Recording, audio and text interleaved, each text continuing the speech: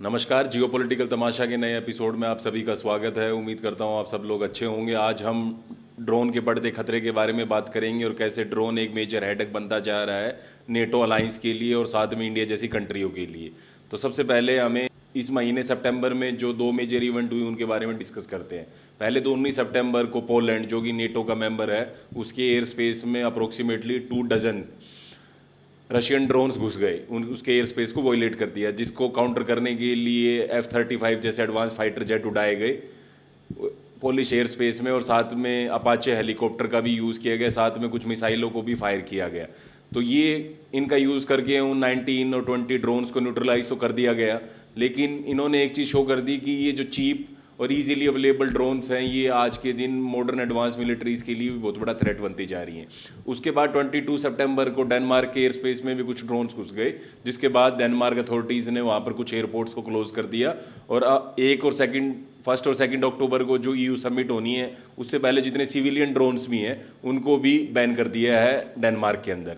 सबसे पहले हम ड्रोन की बात करते हैं कि ड्रोन बेसिकली क्या टेक्नोलॉजी है। ड्रोन एक ड्यूल यूज टेक्नोलॉजी है जिसको अमेजन जैसी कंपनियां भी यूज़ कर रही हैं ऑर्डर डिलीवर करने के लिए, और मिलिट्रियाँ भी यूज़ कर रही हैं दूसरी कंट्रियों पे अटैक करने के लिए। इवन टेररिस्ट ऑर्गेनाइजेशनों के पास भी ड्रोन आर्मीज हो रखी है।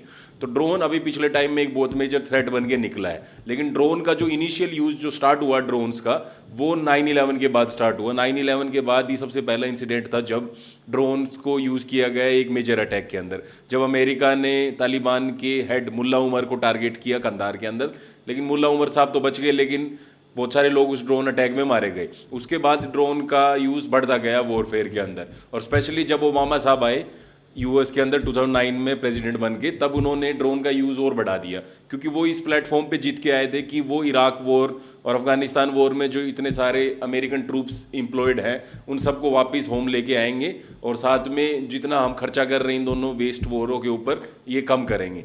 तो उनको अभी सिर्फ ऐसे ही पुल आउट वो ट्रूप नहीं कर सकते थे, क्योंकि उन्होंने बहुत पैसा इन्वेस्ट किया था अमेरिका ने 2001 के बाद अफगानिस्तान और इराक को स्टेबलाइज करने के लिए। तो एकदम ट्रूप का पुल आउट तालिबान और अलकायदा जो इराक के अंदर एक्टिव थी उनके लिए मेजर विक्ट्री होती। इसलिए उन्होंने ट्रूप को धीरे धीरे विड्रॉ किया जब ग्राउंड पे सिचुएशन स्टेबल होने लगी। लेकिन उन स्टेबल करने के लिए उन्होंने सबसे ज़्यादा यूज़ ही ड्रोन्स का किया, क्योंकि ड्रोन के यूज़ में एक एडवांटेज ये होती है कि वो पायलटलेस होते हैं। तो कहीं एनिमी टेरिटरी में जाते हैं वो अटैक करने के लिए, तो अगर एनिमी उनके ऊपर कोई अटैक करके उनको गिरा देता है तो उसमें चांसेस बहुत कम हो जाते हैं किसी के मरने के, क्योंकि वो रिमोटली कंट्रोल्ड चीज़ें होती है, उसमें पायलट के मरने का खतरा नहीं होता है। इसलिए ओबामा साहब ने पूरे अपने पहले टेन्योर में, पहले पूरी टर्म में ड्रोन्स का बहुत ज़्यादा यूज़ किया, स्पेशली पाकिस्तान वाले एरिया में, जो बॉर्डर एरिया अफगानिस्तान के, जिसको हम नॉर्थ वजीरिस्तान भी बोलते हैं, वहाँ पर हज़ारों लोगों को इस ड्रोन के यूज़ करके मार दिया, जिसमें कई मेजर टेररिस्ट भी थे लेकिन बहुत सारे सिविलियंस भी मारे गए। तो ड्रोन का यूज़ अमेरिका बहुत ज़्यादा किया उसने वॉर ऑन टेरर के अंदर, लेकिन अमेरिका और इजरायली ही थे अर्ली 2000 और 1990s में जो ड्रोन्स को मैन्युफैक्चर कर रहे थे। लेकिन जो ये अमेरिकन ड्रोन्स थे ये 20,000 फीट की हाइट से ज़्यादा फ्लाई करते थे, और साथ में इनको बनाने के लिए काफ़ी खर्चा होता था। तो दो जो मेजर ड्रोन्स थे जो अमेरिका यूज़ कर रहा था इस टाइम पे, एक था रैप्टर ड्रोन और दूसरा है सैनिटल ड्रोन। तो ये दोनों ड्रोन ही बहुत एडवांस ड्रोन्स थे। इनका साइज़ भी एयरक्राफ्ट के अटैक हेलीकॉप्टर और इनके साइज़ के ये ड्रोन्स होते थे, और इनको बनाने में बहुत खर्चा लगता था। लेकिन इनकी एडवांटेज ये होती थी कि इनकी स्टेइंग पावर बहुत ज़्यादा होती है एयर के अंदर। ये एक ही जगह पे 20 से 25 घंटे तक खड़े रहते हैं, इवन कई दिनों तक खड़े रहते हैं, और जब इनको अटैक करना होता है तो ये अटैक भी कर सकते हैं। नॉर्मल एयरक्राफ्ट एक जगह रुक नहीं सकते, क्योंकि उनको रिफ्यूलिंग करना पड़ता है और उनको फ्लाई करना पड़ता है, वो एक जगह पर कॉन्स्टेंट रुक नहीं सकते हैं। और इतने दिनों तक अगर कोई चीज़ रुक सकती है तो वो ड्रोन ही है एयर के अंदर। तो ये एक रेवोल्यूशनरी टेक्नोलॉजी थी जिसने अपना पोटेंशियल अफगानिस्तान और इराक में बहुत ज़्यादा दिखाया अमेरिकन्स ने इस टेक्नोलॉजी को यूज़ करके। लेकिन बाद में 2011 में इलेक्ट्रॉनिक वॉरफेयर का यूज़ करके ईरानियंस ने अमेरिका का एक एडवांस ड्रोन सैनिटल को अपने कंट्रोल में ले लिया, और उसके जो जिससे वो रिमोटली कंट्रोल ड्रोन था उसको अपने कंट्रोल में लेकर उस ड्रोन को अपने एयर स्पेस में अपनी लैंड के ऊपर उतार दिया। उसके बाद उस ड्रोन को देखकर उस ड्रोन में क्या क्या पार्ट्स लगे हुए हैं उसकी रिवर्स इंजीनियरिंग कर कर उन्होंने एक बहुत एडवांस ड्रोन बना दिया ईरानियंस ने। उसके बाद ड्रोन बहुत कमर्शियल हो गया और बहुत कॉमन हो गया मिलिट्री वॉरफेयर में, और स्पेशली टेररिस्ट ऑर्गेनाइजेशंस भी इनको यूज़ करने लगी, जैसे ISIS Islamic state in Iraq and Syria. उन्होंने एक पूरी ड्रोन यूनिट बना रखी थी, क्योंकि छोटे स्टेट्स के लिए और टेररिस्ट ऑर्गेनाइजेशन के लिए नई एयरफोर्स क्रिएट करना बहुत डॉन्टिंग टास्क होता है, क्योंकि एयरफोर्स के लिए आपको एडवांस इक्विपमेंट चाहिए होता है। एक फाइटर जेट खरीदने के लिए मिलियंस ऑफ डॉलर स्पेंड करने पड़ते हैं, करोड़ों रुपए। और दूसरा, उन पायलट्स को भी ट्रेन करना पड़ता है जो इन एडवांस मशीनरीज को यूज करेंगे। जबकि ड्रोन को ऑपरेट करने के लिए कोई भी एक बच्चा जो वीडियो गेम खेलता है वो भी उसको ऑपरेट कर सकता है, कोई ज़्यादा मुश्किल नहीं होता है, क्योंकि रिमोटली कंट्रोल्ड होते हैं और इनको बनाने का खर्चा भी बहुत ज़्यादा कम होता है। $1000 में एक अच्छा ड्रोन बन जाता है। तो इनका यूज़ इसलिए टेररिस्ट ऑर्गेनाइजेशन और जो स्टेट्स जिनके पास एयरफोर्स इतनी एडवांस नहीं है, अमेरिका, इसराइल और चाइना और इंडिया की तरह, वो इन ड्रोन्स का बहुत ज़्यादा यूज़ करने लगे। और आईएसएस ने सबसे ज़्यादा यूज़ इसको मोसुल में किया, जो उनकी कैपिटल थी। जब मोसुल को खाली करा रही थी इराकी फोर्सेस और इंटरनेशनल कोएलिशन, जब उन्होंने आईएसएस के ऊपर अटैक किया मोसुल में, तो मोसुल में इन्होंने इन ड्रोन्स का बहुत ज़्यादा यूज़ किया और उनके जो अर्बन वॉरफेयर था उन्होंने पूरा बदल के रख दिया इन ड्रोन्स के दम पे। और ये बहुत ज़्यादा चीप ड्रोन्स थे, जिससे बहुत ज़्यादा टैंक्स को, आर्मर्ड व्हीकल्स को टारगेट किया इन ड्रोन के दम पे इस्लामिक स्टेट के टेररिस्टों ने, और एक पूरा डर का माहौल क्रिएट कर दिया इंटरनेशनल फोर्सेस के लिए जो ऑपरेट कर रही थी मोसुल के अंदर। क्योंकि एयर तो डोमिनेट करता है अमेरिका और इंटरनेशनल कोएलिशन, क्योंकि उनके पास एडवांस फाइटर जेट है, लेकिन ड्रोन्स तो 10 फीट की हाइट से लेकर 100 फीट की हाइट के ऊपर भी उड़ जाते हैं। तो ये जो कम हाइट पे उड़ने वाले ड्रोन्स थे, ये बहुत बड़ा थ्रेट बने इंटरनेशनल कोएलिशन फोर्सेस के लिए, जो आईएसएस के अगेंस्ट लड़ रही थी मोसुल के अंदर। उसके बाद ड्रोन्स का जो सबसे ज्यादा रेवोल्यूशनरी यूज हुआ वो है रशिया यूक्रेन वॉर, जो पिछले 2.5-3 साल से चल रही है। लेकिन रशिया यूक्रेन वॉर से पे बात करने से पहले ड्रोन के बारे में थोड़ा समझ लेते हैं कि ड्रोन जब अटैक करते हैं तो उनको कैसे काउंटर किया जा सकता है। ड्रोन को न्यूट्रलाइज करने के 2 ही तरीके हैं, या तो आप उनको शूट डाउन कर दो किसी स्नाइपर के दम पे, या फिर मिसाइल का यूज करके, या कोई हेलीकॉप्टर का यूज करके, या फिर आप उनको इलेक्ट्रॉनिक वॉरफेयर का यूज करके या तो जैम कर दो या स्पूफिंग कर दो। अब जैमिंग बेसिकली ये होता है कि आप ड्रोन को रिमोटली कंट्रोल करते हो, सेंसर्स उसमें एंटीनास लगे होते हैं। तो जब आप रिमोटली कंट्रोल कर रहे हो तो इलेक्ट्रॉनिक वॉरफेयर का यूज करके आप वो जो कनेक्शन होता है रिमोट का और ड्रोन के बीच में, आप उसको जैम कर देते हो, ताकि ड्रोन का रिमोट जो दूर बैठा एक आदमी उसको कंट्रोल कर रहा है, उन दोनों के बीच में कनेक्शन खत्म हो जाए, जिससे ड्रोन ऑटोमेटिकली या तो वापस जिस टेरिटरी से आया वहीं पर वापस चला जाएगा या गिर जाएगा। दूसरा होता है स्पूफिंग। स्पूफिंग भी वैसा ही होता है, इलेक्ट्रॉनिक वॉरफेयर ही है ये भी, जिसके अंदर आप ड्रोन को उसके ओनर के सिग्नल के साथ डिस्कनेक्ट कर देते हो, जिसके बाद ड्रोन के चांसेस रहते हैं कि वो कहीं भी जाके गिर सकता है। तो ये ज़्यादा डेंजरस है स्पूफिंग वाला पार्ट। जैमिंग में नॉर्मली होता है ड्रोन जहाँ से आया वापस उड़ के वहीं भी चला जाता है। लेकिन अभी कंट्रीज बहुत एडवांस हो गई हैं, उन्होंने इनका भी इलेक्ट्रॉनिक वॉरफेयर का भी तरीका ढूंढ लिया है, जो रशिया और यूक्रेन वॉर में सबसे ज़्यादा देखने को मिला। अब रशिया ने फरवरी 2022 के अंदर यूक्रेन के मेजर सिटीज़ पे अटैक किया, स्पेशली उसकी कैपिटल कीव पे कब्जा करने के लिए, लेकिन वो अपनी डिविजन्स और उनकी जो एयरबोर्न यूनिट थी वो कंट्रोल नहीं कर पाई मेजर एयरपोर्ट्स को कीव के आसपास। जिसके बाद उनका जो ये इन्वेजन वाला प्लान था, उनका इन्वेजन का प्लान ये था 2-3 दिन में पूरे यूक्रेन के ऊपर कब्जा कर लेना और सारे थ्रेट्स को न्यूट्रलाइज कर देना, उनका एयर डिफेंस खत्म कर देना। लेकिन यूक्रेनियंस एडवांस निकले, यूक्रेनियंस ने बहुत अच्छी लड़ाई लड़ी इनिशियल डेज में वॉर के, और जो मेजर एयरपोर्ट्स है उनको अपने कंट्रोल में रखा और एयर डिफेंस अपना एक्टिव रखा। तो रशियंस सबसे पहले डोमिनेट नहीं कर पाए यूक्रेनियन एयर स्पेस को। उसके बाद ये वॉर अभी तक चल रही है और एक बेसिकली सेकंड वर्ल्ड वॉर की तरह ट्रेंच वॉरफेयर हो गया है, जिसमें कोई भी पार्टी जीत नहीं रही है। कभी दूसरी पार्टी को थोड़ा एडवांस होता है तो दूसरी पार्टी उसके काउंटर में कुछ नया लेके आ जाती है। तो ये वॉर अभी पिछले 2-3 साल से चली हुई है और कोई भी इसमें क्लियर विनर नहीं है अभी तक वॉर में। लेकिन इस वॉर के अंदर ड्रोन्स का बहुत ज़्यादा यूज़ हुआ। अब ड्रोन्स का इस सेंस में यूज़ हुआ कि रशियंस ने जब इनिशियल वीक्स में या इनिशियल मंथ्स में वो फेल हो गए ग्राउंड पे या एयर डिफेंस सिस्टम में कंट्रोल करने में यूक्रेनियन एयर स्पेस को, तब उन्होंने ईरानियंस की हेल्प ली। और क्योंकि ईरानियंस रिवर्स इंजीनियर करके एक से एक एडवांस ड्रोन्स बना रहे थे और अपने प्रॉक्सीज को मिडिल ईस्ट में सप्लाई भी कर रहे थे, लाइक हुती और हिजबुल्लाह, इनको सबको सप्लाई कर रहे थे, वही उन्होंने रशियंस को भी सप्लाई करने स्टार्ट कर दिए। अब रशियंस ने ईरानियन ड्रोन्स लेने क्यों स्टार्ट किए?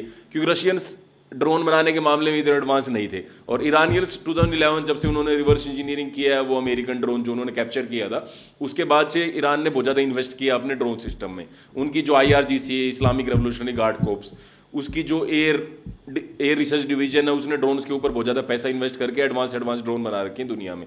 और ईरानियन ड्रोन्स फेमस है अपने लो कॉस्ट के लिए और बहुत ज़्यादा लीथल होते हैं अटैक के अंदर। तो रशियंस ने इन ड्रोन्स को इंपोर्ट करना स्टार्ट कर दिया और ईरानियन टेक्नीशियन को अपनी कंट्री में बुला के नई फैक्ट्रियाँ लगा दी ड्रोन बनाने की। अब इन्होंने ड्रोन से बहुत ज़्यादा प्रॉब्लम क्रिएट कर दी यूक्रेनियन एयर स्पेस के अंदर। डेली 50 से 100 ड्रोन वो भेजने लग गए। 2023 और 2024 में तो उन्होंने 30 से 40 हज़ार तक ड्रोन यूक्रेनियन एयर स्पेस के अंदर भेजे एक साल के अंदर। तो एक साल के अंदर 40 हज़ार ड्रोनों को काउंटर करने के लिए अब यूक्रेनियन को अपना सारा एसेट्स को लगाना पड़ा, जो भी उनके पास मिसाइलें हैं या फिर उन्होंने स्नाइपर्स प्लेस कर दी सिटीज़ के रूफटॉप के ऊपर, ताकि जो भी इनकमिंग ड्रोन है उनको काउंटर किया जा सके। लेकिन ये स्ट्रेटेजी इफेक्टिव नहीं थी, क्योंकि ड्रोन एक चीप इक्विपमेंट है जिसको बनाना और मैन्युफैक्चर करना बहुत सस्ता है। लेकिन अगर इनके अगेंस्ट आप मिसाइलों का यूज़ करोगे, जो कि 2 या 3 मिलियन डॉलर की एक मिसाइलें बनती है, अब आप F-35 पे या फिर जो एडवांस हेलीकॉप्टर्स हैं जो अमेरिका और नेटो के पास है, उनमें एक मिसाइल की कीमत है 2 से 3 मिलियन डॉलर, अप्रोक्सीमेटली 20 करोड़ रुपए। तो 20 करोड़ की मिसाइल आप मार रहे हो 1,000 डॉलर के ड्रोन के सामने, जो कि 8-10 हज़ार रुपए में आ जाता है मार्केट में, और आप अमेजन पे ड्रोन खरीद सकते हो। उन ड्रोन के ऊपर आप फिक्स करके कोई भी वॉर हेड या फिर कोई मिसाइल को या कोई बॉम्ब को दूसरे के एयर स्पेस में भेज के उसके लिए एक थ्रेट क्रिएट कर सकते हो, और वो कई बार सक्सेसफुल भी हो जाते हैं सिविलियन एरिया में गिरने में, जिसमें बहुत ज़्यादा इंजरीज और कैजुअलिटीज़ होती हैं। तो जो ये डेली रशियन ड्रोन अटैक था इरानियंस की हेल्प से, ये थ्रेट बनता गया यूक्रेनियंस के लिए। तो यूक्रेनियंस ने स्नाइपर्स लगा दिए सिटीज़ के रूफटॉप के ऊपर, लेज़र सिस्टम का यूज़ किया, मिसाइल्स का यूज़ किया, even portable defence system air defence system उन्होंने बना दिया, जो लोग अपने बैग में डालकर कहीं भी जाकर उसको ओपन करके ड्रोन्स को काउंटर कर सके। तो ड्रोन जो वॉरफेयर था वो रशिया ने इतना इफेक्टिवली यूज़ किया कि यूक्रेन और नेटो फोर्सेस के लिए बहुत दिक्कत हुई यूक्रेन बैटलफील्ड में, लेकिन उनके लिए लर्निंग एक्सपीरियंस भी था। अब टर्किश ड्रोन जो है, अब टर्किश भी एक बहुत मेजर प्लेयर है ड्रोन बनाने के मामले में। इन ड्रोन्स की फेमस बात ये है कि ये सर्विलेंस और रिकॉन्सेंस में बहुत ज़्यादा काम आते हैं, और ये रडार से इवेड कर पाते हैं, एक तरह के स्टेल्थ ड्रोन होते हैं। तो इन ड्रोन्स को खरीदना अब यूक्रेन ने स्टार्ट कर दिया। अब टर्किश ड्रोन यूक्रेनियन यूज़ कर रहे हैं और इरानियन ड्रोन को रशियन यूज़ कर रहे हैं इस बैटलफील्ड में। तो ये दोनों कंट्रीज़ के जो ड्रोन की कैपेबिलिटियों का चेक हुआ है यहाँ पर। और 2025 में इसी साल ही यूक्रेन ने एक बहुत मेजर ऑपरेशन किया और बहुत सारे एयरक्राफ्ट को जो रशिया के हैं उनको उड़ा दिया एक ऑपरेशन में, जिसका ऑपरेशन का नाम था ऑपरेशन स्पाइडर वेब। अब इस ऑपरेशन में उन्होंने क्या किया, ट्रक्स के ऊपर वुडन बॉक्सेस के अंदर ड्रोन्स को इन्फिल्ट्रेट करा दिया रशियन टेरिटरी के अंदर, और वो जैसे जैसे मेजर एयर बेसिस थे रशिया के, उनके आसपास जाके वो वुडन बॉक्सेस खुल गए और उनमें से ड्रोन निकल गए। उन्होंने ड्रोन्स ने उनके आसपास के एयरक्राफ्टों को उड़ा दिया और कई एयर स्ट्रिप्स को भी डैमेज कर दिया। तो ये एक बहुत मेजर अटैक था, चीप ड्रोन का यूज़ करके यूक्रेनियनों ने रशिया के मेजर वाइटल क्रिटिकल इंफ्रास्ट्रक्चर के ऊपर टारगेट किया, और वो अटैक भी बहुत ज़्यादा सक्सेसफुल रहा। लेकिन अब ये जैसे मैंने आपको बताया कि ड्रोन को या तो आप शूट कर सकते हो, जो कि बहुत ज़्यादा एक्सपेंसिव है, या फिर आप उनको जैम और स्पूफिंग कर सकते हो। तो ये जो इलेक्ट्रॉनिक वॉरफेयर वाला है, इसका काउंटर भी निकाल लिया ईरानियंस ने और रशियंस ने। इन्होंने क्या, फाइबर ऑप्टिक ड्रोन उड़ाने स्टार्ट कर दिए। और फाइबर ऑप्टिक ड्रोन वो ड्रोन होते हैं जिसमें एक पतली सी वायर अटैच होती है ड्रोन के साथ। कहने का मतलब ये है कि रास्ते में इसके ऊपर electronic warfare like jamming use नहीं की जा सकती, इनको जैम नहीं किया जा सकता। दूसरा, इन्होंने एआई का यूज करने लग गया। अगर कहीं ड्रोन के साथ कम्युनिकेशन कट हो जाता है उसके ऑपरेटर का, तो वो ड्रोन के अंदर एआई डाल रखी है कि वो अपने टारगेट की तरफ बढ़ता रहे without the help of its operator. तो ऑपरेटर की हेल्प के बिना भी ड्रोन डायरेक्टली उड़ने लग गए और अपने टारगेट तक पहुंच गए। तो ये एआई का यूज कर दिया। अभी उन्होंने एक वैक्यूम ड्रोन्स भी बनाए। अब इन वैक्यूम ड्रोन्स के अंदर क्या है, बेसिकली कमर्शियल एरिया में जो बिल्डिंग्स होती हैं जिनके अंदर वॉल्स होती हैं, उनको टारगेट करने के लिए बनाए हैं। साथ में ये ड्रोन जितना इंपैक्ट करता है, जितना इसका ब्लास्ट एरिया होता है, उसमें तो लोगों को मारता ही मारता है, साथ में एक तरह की ये गैस रिलीज करता है जिससे बहुत सारे लोगों को लंग प्रॉब्लम या इवन हार्ट प्रॉब्लम या ब्रेन डैमेज हो जाता है। तो ये एक वैक्यूम बॉम्ब और भी ज़्यादा बड़ा थ्रेट बन गया है यूक्रेनियन के लिए, और यूक्रेनियंस को हर रोज इन ड्रोन्स को सामना करना पड़ रहा है। तो यूक्रेन्स के लिए अभी डेली बात हो गई है, और रशिया इसको बहुत ज़्यादा एडवांस हो गया है इस मामले में, और ईरानियंस अपने ड्रोन को नए नए टाइप के ड्रोन्स को टेस्ट कर रहे हैं with the help of Russia in Ukraine war. तो ये जो ड्रोन का बढ़ता हुआ थ्रेट है, ये इसलिए इंपॉर्टेंट हो जाता है। और अभी इसराइल और ईरान की जो वॉर हुई है उसमें भी ड्रोन्स का मेजर यूज हुआ है। जो पहला शॉट फायर किया इसराइल ने ईरान के अगेंस्ट वॉर में, उन्होंने ये किया कि ड्रोन के पार्ट्स वो पिछले 1-2 साल से स्मगल कर रहे थे ईरानियन टेरिटरी के अंदर, और जैसे ही वॉर उन्होंने डिक्लेयर की और वॉर स्टार्ट की, तो सबसे पहले उन जो पार्ट्स थे उनको जोड़कर वुडन बॉक्सों में डाल के ट्रकों पे लोड कर ईरान की मेजर सिटीज़ में भेज दिया। और जैसे ही अटैक स्टार्ट हुआ तो सारे ड्रोन एयर स्पेस में आ गए, और ईरानियन एयर डिफेंस सिस्टम है वो बाहर से आने वाली चीज़ों को काउंटर करने के लिए। अब कंट्री के अंदर ही ड्रोन उड़ रहे हैं, तो उनको काउंटर करना बहुत ज़्यादा डिफिकल्ट हो गया ईरानियन एयर स्पेस के लिए, और उन्होंने ईरानियन एयर स्पेस को पूरे को ब्रीच कर दिया और पूरे एयर स्पेस को डोमिनेट किया इस वॉर के अंदर। तो इसराइल ने भी बहुत अच्छा यूज़ किया इन ड्रोन्स का इसराइल ईरान वॉर के अंदर। अब जो इंडिया और पाकिस्तान के बीच में भी रिसेंट वॉर हुई थी, उसमें भी ड्रोन का बहुत मेजर यूज़ हुआ।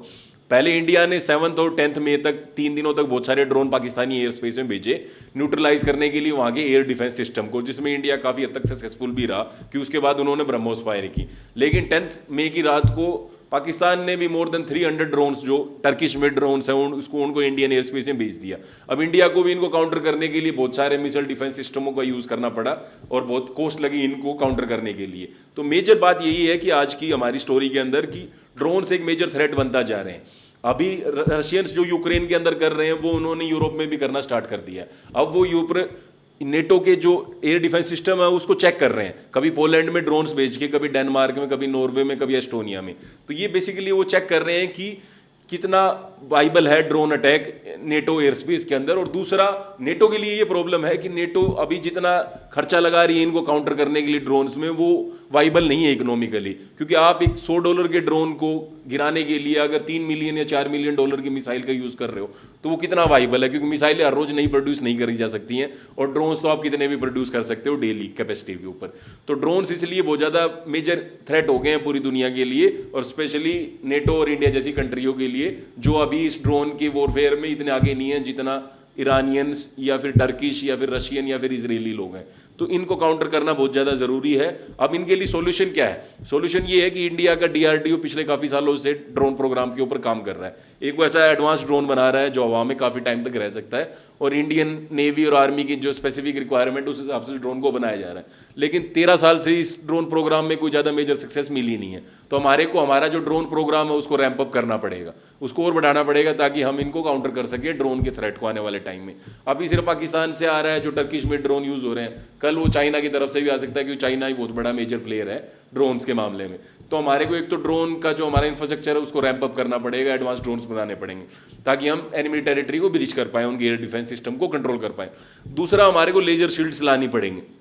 अब लेजर एक बहुत बड़े सॉल्यूशन बन के निकला है पिछले टाइम में। अभी तक ये बैटलफील्ड में टेस्ट नहीं हुआ है, लेकिन अभी ऑस्ट्रेलिया ने एक एडवांस लेजर सिस्टम बनाया है जिससे आप ड्रोन्स को गिरा सकते हो। अब लेजर, एक ड्रोन को गिराने के लिए जो लेजर की कॉस्ट है वो $1 या $2 है। तो आप $1000 का ड्रोन यूज कर रहे हो उसके ऊपर बॉम्ब लगा के किसी एनिमी टेरिटरी को ब्रीच करने के लिए, और उसको काउंटर करने के लिए अगर आपके पास $1 या $2 का लेजर सिस्टम है, $1 या $2 का यूज करके अगर लेजर मार के उस ड्रोन को आप नीचे गिरा सकते हो तो वो बहुत ज़्यादा कॉस्ट इफेक्टिव है compare to use of advance missiles या फिर एयरफोर्स का यूज करके उन ड्रोन्स के थ्रेट को काउंटर करना। क्योंकि उसमें आपके सारे सिस्टम को वो थका देंगे, आपको इतना ज़्यादा परेशान कर देंगे, वियर डाउन कर देंगे आपके पूरे स्ट्रक्चर को या आपके पूरे एयर डिफेंस सिस्टम को। क्योंकि जब उनका मेन अटैक आएगा तो आपके पास कोई भी डिफेंस सिस्टम बचेगा नहीं। रशिया फेल हो गया यूक्रेन के एयर स्पेस को कंट्रोल करने में, और इजराइल सक्सेसफुल रहा ईरान के एयर डिफेंस सिस्टम को कंट्रोल करने के अंदर। तो यही फर्क है दोनों के अंदर। आपका एयर डिफेंस सिस्टम अभी एक मेजर चैलेंज के सामने से गुजर रहा है, वो है ड्रोन का थ्रेट। और ये थ्रेट आने वाले टाइमों और बढ़ने वाला है, चाहे वो टेररिस्ट ऑर्गेनाइजेशन हो उनके थ्रू, या फिर जो ये स्मॉल स्टेट्स हैं जिनके पास खुद की एयरफोर्स नहीं है, कंट्रीज लाइक ईरान, उन्होंने बहुत ज़्यादा एडवांसमेंट इसके अंदर कर लिया है। और कंट्रीज लाइक इंडिया और नेटो जो ग्रुप है, मिलिट्री अलायंस है वेस्टर्न कंट्रीज का, वो लैग बिहाइंड कर रहे हैं कंपेयर टू टर्की और ईरान। इवन टर्की के जो प्रेसिडेंट हैं रेसेप ताइप एर्डोगन, उनके जो सन इन लॉ हैं, उनकी एक बहुत बड़ी ड्रोन की कंपनी है। और टर्की जितने भी ड्रोन भेज रहा है मिडल ईस्ट में या फिर यूक्रेन को या फिर अफ्रीकन कॉन्टिनेंट में, ये सारे उनके सन इन लॉ की जो कंपनी है वही बना के बेच रही है। तो उनको प्रॉफिट भी हो रहा है इससे, और वो ड्रोन के अंदर बहुत ज़्यादा एडवांसमेंट भी कर रहे हैं। जबकि इंडिया जैसे कंट्री बहुत ज़्यादा पीछे जा रहे हैं, क्योंकि इंडिया में प्राइवेट प्लेयर इतने ज़्यादा मिलिट्री इंफ्रास्ट्रक्चर में इन्वॉल्व नहीं है, और DRDO जो एक सरकारी संस्था है वही ड्रोन बनाने का काम कर रही है। तो इंडिया को अपना रैंप अप करना पड़ेगा ड्रोन्स के प्रोडक्शन को, साथ में अपने एयर डिफेंस सिस्टम में कुछ नए एलिमेंट्स जोड़ने पड़ेंगे। क्योंकि मिसाइल को जो काउंटर करने के लिए हमने जो एयर डिफेंस सिस्टम बना रखा है, चाहे वो बैलिस्टिक हो या क्रूज हो, या एयरफोर्स को काउंटर करने के लिए जो हमने एक अपना एयर डिफेंस सिस्टम बना रखा है, वो ड्रोन्स के लिए वाइबल नहीं है, क्योंकि वो बहुत ज़्यादा इकोनॉमिकली कॉस्टली है। और हमारे को चाहिए ड्रोन एक चीप इक्विपमेंट है, तो उसका काउंटर करने के लिए कोई चीप अल्टरनेटिव आना चाहिए एयर डिफेंस सिस्टम के अंदर जो उनको काउंटर कर सके। यही आज के दिन की सबसे बड़ी नीड है। Thank you.